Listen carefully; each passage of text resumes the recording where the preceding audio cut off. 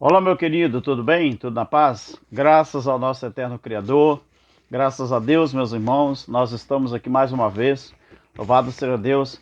Aqui neste cantinho, meu querido, aqui é meu quarto, tá bom? O meu quarto é da minha esposa, casal, né? E aqui, quando eu chego em casa, que eu tenho tempo, eu prefiro esse cantinho aqui. Esse quarto aqui é no fundo da minha casa e a minha lojinha fica lá na frente, né? É lá que faz divisa com a rua. E aqui, a minha casa, ela tem uma oficina de carro e é do meu filho. Então a oficina de carro e a minha casa são anexos, né? E quando eu venho aqui para o canto, né, para esse fundo aqui da minha casa, eu fecho tudo, janela, porta, porque eu não tenho ainda um estúdio, não é? Só para mim. Então, os irmãos vão pedindo a Deus aí, pedindo ao Eterno que, se Deus quiser, daqui mais uns dias, vocês vão olhar os meus vídeos e vão falar, alguma coisa mudou mesmo.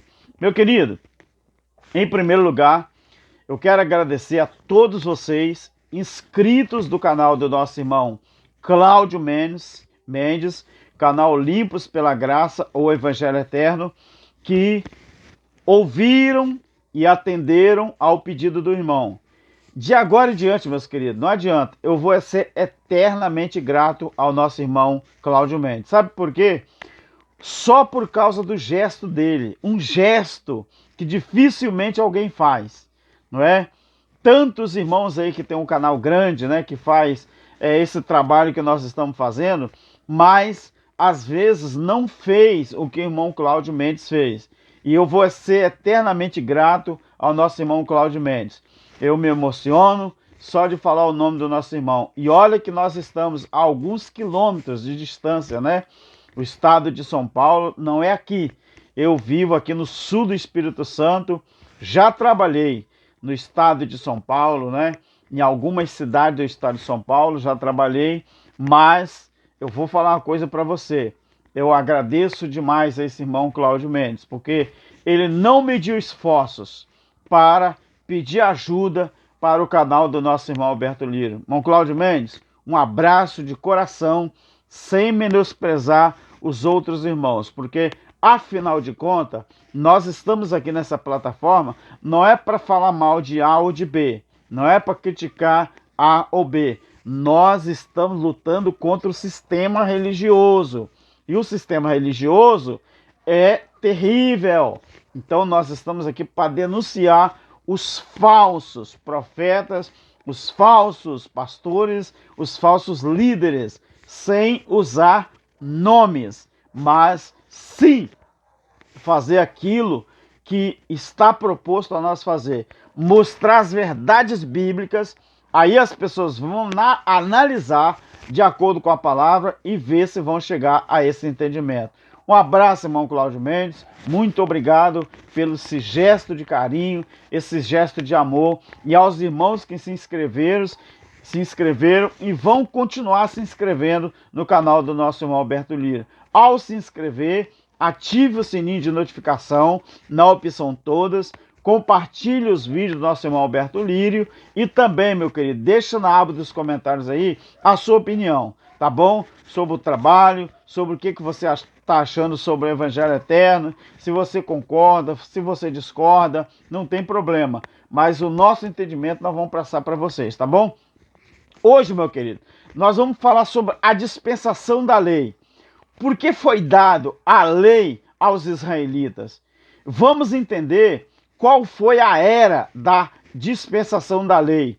A dispensação da lei, querido, eu vou citar alguns versículos, mas já que é estudo, você vai fazer a sua parte aí. Senão, se nós for explicar tudo, meu querido, cada versículo, então o vídeo fica muito longo. E você sabe que tem pessoas que não tem tempo, né, para assistir um vídeo de 30 minutos, 40 minutos. A gente já tem que agradecer a Deus pelas pessoas que colocam um tempo ali para assistir um vídeo de 25, de 20, de 18, 17. Então, eu agradeço a Deus, tá? Então, meus queridos, a dispensação da lei, ela começou lá no Êxodo e ela foi até até a pregação de João Batista.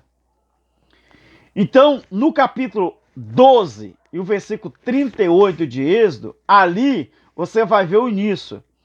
E em Mateus capítulo 2 e o versículo 23, você vai ali e você vai entender o que nós estamos falando. Mateus capítulo 2 e o versículo 23 diz assim, olha, foi e habitou numa cidade chamada Nazaré, para que se cumprisse, preste bem a atenção, meu querido. A lei, a dispensação da lei, ela começou no Êxodo e foi até a pregação de João Batista. Capítulo 2 de Mateus, versículo 23. Olha o que diz. Foi e habitou numa cidade chamada Nazaré, para que se cumprisse o que foi dito pelos profetas. O que os profetas falaram a respeito de Jesus? Ele será chamado Nazareno. Ali, no final da lei, começa então uma coisa interessante que você tem que prestar muito atenção. Tudo que foi escrito a respeito de Jesus de Nazaré estava e tinha que acontecer ali. Então, a dispensação da lei, ela começou no Êxodo e ela foi até a pregação de João Batista. O nome dessa lei, o nome você já sabe, era lei. Olhe lá em Deuteronômio, capítulo 32, do versículo 44 até o 47. Então, irmão Alberto, qual foi a duração dessa dispensação da lei? A dispensação da lei, meu querido, ela teve 1718 anos. Olha o que diz em Êxodo, capítulo 12 e o versículo 38. Olha o que diz. Vamos lá? Capítulo 12, versículo 38. Subiu também com eles uma grande mistura de gente, ovelhas, gado e muitíssimo animais. Aqui, meu querido, não foi só os hebreus que saíram do Egito. Aqui está dizendo que muitos egípcios também saíram juntamente com eles. Com eles, uma grande mistura. O que era mistura? Mistura de quê? De gente. Então, aproveitando a ocasião, não foi só hebreus que foram embora do Egito. Também muitos egípcios que estavam no Egito, mas estavam insatisfeitos com o rei daquela época, um dos faraós, porque faraó não é nome de rei, faraó é título, assim como Deus não é nome da divindade. Deus é um título. Então muita gente fica preocupada em chamar Deus de Deus. Querido, Deus, não fique com medo de chamar Deus de Deus, porque Deus é um título. Deus não é um nome. O nome de Jeová, muita gente fala muita coisa, mas se eu for falar com você, o nome de Deus era esse, eu não sei. Então, quando eu e você falamos Deus, nós falamos um título, nós não estamos usando o nome próprio aqui. Nome próprio, ninguém sabe realmente o que era ou o que é. Porque tem tantos adjetivos, né, para o nome de Deus, mas uma coisa é importante, você tem que saber isso, tá bom? Então, Deus não é nome, é título. Então, a duração da dispensação da lei, ela levou 1718 anos. Quando você abre Lucas 16 e 16, sabe o que diz lá? A lei e os profetas duraram até João. Então, meu querido, no início propício dessa lei, qual era a orientação? A orientação para todos os israelitas e também aqueles que aproveitaram a ocasião e saíram, qual era a orientação que foi feita no início, não é, dessa lei, no início da validade dela. Então, essa lei, ela foi feita muitas aparições pessoais, não é? E foi feito também muita provisão, muita cura e muita riqueza. Se você olhar bem, meus queridos, os benefícios que isso trouxe para o povo de Israel eram muitas. quem obedecesse à lei, tinha muita provisão, curas eram realizadas e também muita riqueza era conseguida, ou eles, vamos dizer assim, alcançariam muitas riquezas. Mas, além disso, meu querido, essa lei, ela tinha uma prova. Qual era a prova que o Criador, ele estabeleceu para essas pessoas? Para essas não, para aquelas. Para essas não, não é presente, para aquelas. É passado, pessoas. Se eles obedecessem, agora eu vou te falar uma coisa, querido, que é muito importante, tá? Às vezes nós citamos que a lei, ela tinha 613 ordenanças. Quando, na verdade, meu querido, quando você pega a Bíblia, quando você pega, não é, a Torá, eu não vou aqui aprofundar nesse assunto não, mas era 2.713 mandamentos. Nós só citamos 613 ordenanças, mas ela, no geral, era 2.713 mandamentos. Agora, tinha os juízos e tinha as ordenanças de Deus, né? O juízo, você sabe, está em Deuteronômio capítulo 28. Então, quando você pega Êxodo, do capítulo 20, do 1 ao 17, você vai entender tudo isso que eu estou falando. Quando você chega em Êxodo, capítulo 31, o versículo 18, olha só o que fala aqui. Capítulo 31, o versículo 18. Preste atenção nisso aqui. Quando o Senhor acabou de falar com Moisés no Monte Sinai, deu-lhes as 2 tábuas do testemunho, tábuas de pedra, escrita pelo dedo de Deus. Então, meus queridos, os 10 mandamentos nada tinha a ver com a lei de Moisés. Porque os 10 mandamentos era a lei do Senhor. As 2.713 mandamentos era pré-estabelecida por Deus, mas ela foi regulamentada ao longo dos anos.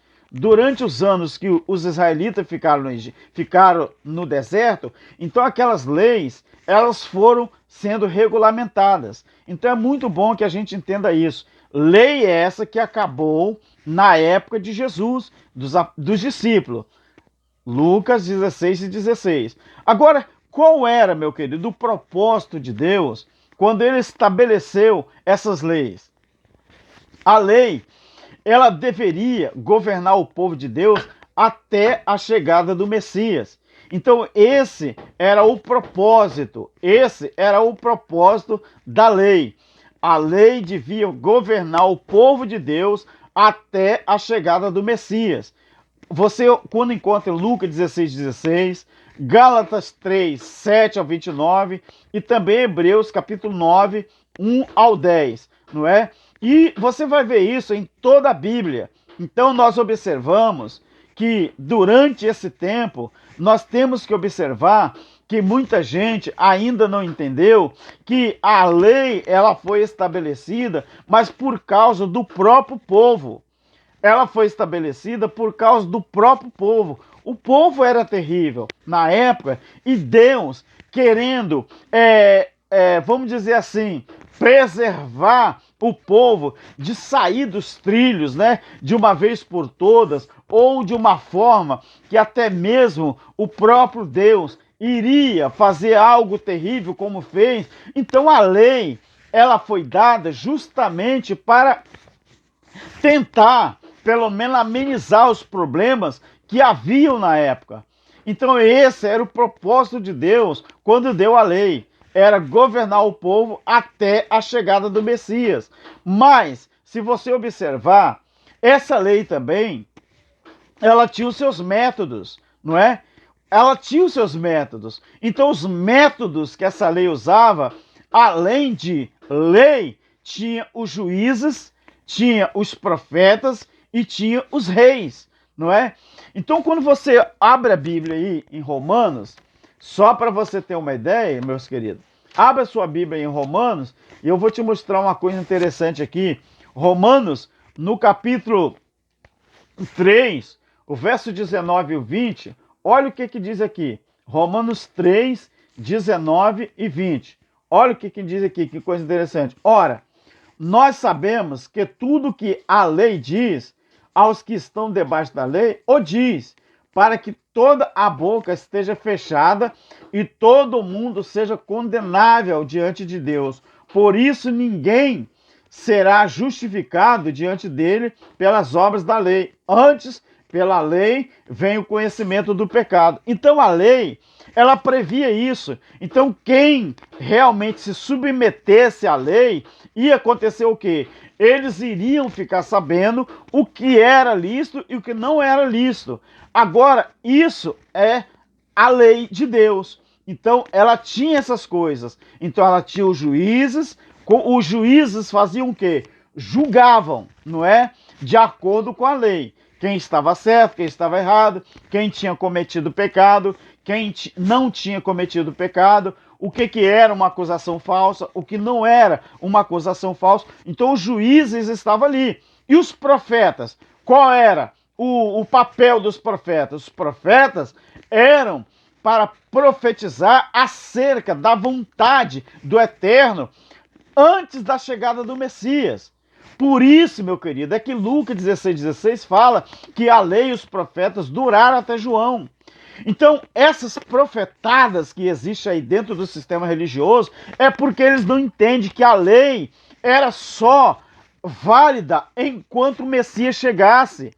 A lei era só válida enquanto houvesse a manifestação do Filho do Eterno Criador. Então, para quem acredita nesses profetas de hoje, essas profetadas, para eles o Messias ainda não chegou. Porque a lei era para governar o povo de Deus até a chegada do Messias. Então, se você acredita no profeta hoje, se você acredita ainda nessas profetadas, é porque você não acredita que o Messias já veio. Então, essa é a diferença. Então, quando você observa Atos, capítulo 13, 16 ao 21, você vai entender isso que eu estou falando. Então, o método para manter a lei de pé era ele manter os juízes, os profetas e os reis. Os reis garantiam o quê? Garantia o governo. Mas o governo, ele era garantido pelos profetas e pelos juízes. Ou seja, os reis, eles tinham que estar também de acordo com aquilo que os juízes decidiam e que os profetas falavam. Tanto que está registrado na Bíblia que quando algum rei não ouvia ou não dava atenção ao que o profeta falava, a tendência era o quê? O seu reino acabar, o seu reino ir de mal a pior, não é? Caso haja visto o caso de Davi. Então, quantas coisas que Davi trouxe para o reinado dele por não ouvir o profeta de Deus. Mas, meu querido, a lei e os profetas duraram até João. Porque a partir do advento do Messias, a lei de Deus não está mais numa tábua de pedra e nem está mais num livro chamado Bíblia. A lei de Deus agora, ela está no nosso entendimento, é no nosso coração, é na nossa mente. Por quê? A partir do advento do Messias passou a valer o quê? A lei da semeadura. Tudo que eu plantar, eu vou colher, sem a necessidade de uma lei de Moisés, sem a necessidade de um profeta, homem, falando para mim. Então, o método da lei era os juízes, os profetas e os reis.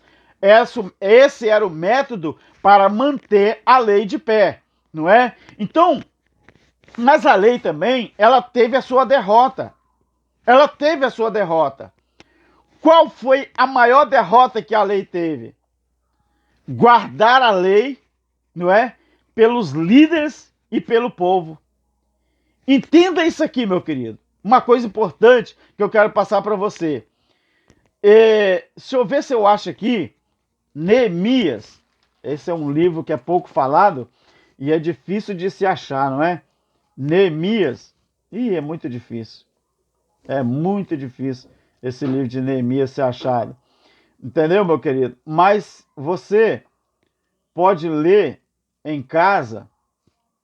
Mas, poxa vida, se eu achasse, ia ser uma boa, meu querido. Mas esse livro é muito difícil de achar. Neemias. Mas deixa eu já adiantar para você uma coisa interessante e importante. Ah, não, eu quero achar. Eu vou achar, quer ver? Eu vou achar o livro. Eu vou achar o livro de Neemias aqui e vou citar para você. Deixa eu achar aqui. Neemias, porque eu faço questão de ler. Neemias, vou conseguir. Vou conseguir aqui, meus queridos. Tenha um pouquinho de paciência, tá? Neemias, achei. Neemias, capítulo 9, versículo 34. Olha só que importante aqui, meu querido. Olha só, capítulo 9, versículo 34. Só para você ter uma ideia. Olha o que diz aqui. Os nossos reis, os nossos príncipes, os nossos sacerdotes e os nossos pais não guardaram a tua lei e nem deram ouvido aos teus mandamentos e aos teus testemunhos que testificaste contra eles. Então você viu a razão, uma das razões, porque Deus precisava extinguir a lei que ele deu para os israelitas. O próprio Neemias está falando que os reis, os príncipes, os sacerdotes, os pais deles não guardaram a lei do Criador, nem deram ouvido a ela. Então, era necessário fazer alguma coisa para que aquilo não mais existisse. Então, a maior derrota da lei foi guardar ela pelos líderes e pelo povo. Entendeu, meu querido? Então, quando você... Eu li Neemias 9:34. Se você observar Malaquias capítulo 2, se você observar também João, capítulo 7 e o 19. João é mais fácil achar, né? Vamos ver aqui, o que diz João, capítulo 7, o versículo 19. Olha só o que diz aqui. Não vos deu Moisés a lei? Contudo, nenhum de vós a pratica, porque procurais matar-me. Jesus estava jogando na cara deles, já na época de Jesus, que o povo daquela época, mesmo que Moisés tinha dado a lei para eles, contudo, nenhum de vós, ou seja, nenhum de vocês, porque é a segunda pessoa do plural, vós, não é? A pratica. Por que vocês querem me matar? Ou seja, Jesus está falando assim, vocês querem me matar, mas vocês mesmos são culpados da lei. Vocês querem me matar, né? Mas a lei mesmo que era boa para vocês, vocês não cumprem. Então, meu querido, aí o que aconteceu? Como ninguém conseguiu obedecer à lei pelos líderes e pelo povo, então o que aconteceu? Juízo sobre Israel. Então o juízo sobre Israel, você vai encontrar em Mateus, no capítulo 21. Observe Mateus capítulo 21. Olha o que diz aqui, meu querido. Versículo 33 ao 45. Mateus 21, 33 ao 45. Houve outra parábola. Havia um proprietário que plantou uma vinha, circundou-a com um muro, quer dizer, cercou-a com um muro, construiu nela um lagar, edificou uma torre e arrendou-se a uns lavradores e ausentou-se do seu país. Chegando o tempo dos frutos, enviou os seus servos e os lavradores para receber os seus frutos. Os lavradores, agarrando os servos, feriram a um, mataram o outro e apedrejaram o outro. Então enviou outros. Aqui Jesus está contando a parábola dos lavradores maus, que quiseram também pegar o dono da vinha e acabar com ele, do mesmo jeito que fizeram com Jesus na cruz. Então, como essa vinha representava o reino, quando Jesus veio divulgar o reino, então os caras que eram contratados para trabalhar na vinha, pegaram, além dos trabalhadores, quiseram pegar também, ou pegaram também, o dono da vinha. Para quê? Para se apoderar daquela vinha. A mesma coisa que o sistema religioso faz hoje com o reino. Então, se o reino já foi estabelecido, os lavradores da vinha hoje é o sistema religioso, que faz o quê? Para que você não desfrute do reino, ou seja, da uva madura, eles querem pegar, além do dono da vinha, querem pegar os lavradores também, os trabalhadores, que são aqueles que divulgam o evangelho eterno, dizendo que a vinha, ela já está madura e que agora nós temos que saborear essa uva, que é viver o reino. Então veio o juízo sobre Israel. E esse juízo sobre Israel só veio por causa da desobediência da lei. Então, a providência, depois do juízo, teve uma providência para a redenção. Qual foi a providência para a redenção? A cruz de Cristo. Então a cruz de Cristo aconteceu porque era uma providência para a redenção. Mas que redenção? A redenção daqueles que não conseguiam obedecer à lei de Moisés. Então, em Efésios capítulo 2, versículo 11 até o 22, você vai ver isso estabelecido. Se você olhar Colossenses do capítulo 1, 12 ao 22, você vai ver isso também. Se você olha para Colossenses capítulo 2, do 14 ao 17, a mesma coisa. 1 Pedro 1, 18 a 23, a mesma coisa. Então, o grande problema da religião é não saber fazer a diferença entre essas duas manifestações, o Jesus de Nazaré e o Cristo ressuscitado. Então, isso aqui, meu querido, é uma visão verotestamentária. Essa ressurreição foi que revelou a graça para o apóstolo Paulo e o mundo inteiro. Entendeu? Então, esse foi o período da lei, do Êxodo até a pregação de João Batista. Então, a providência para todos aqueles que não conseguiam obedecer era fazer uma redenção. E a redenção foi a cruz de Cristo. Entenderam? Graça e paz. Amém.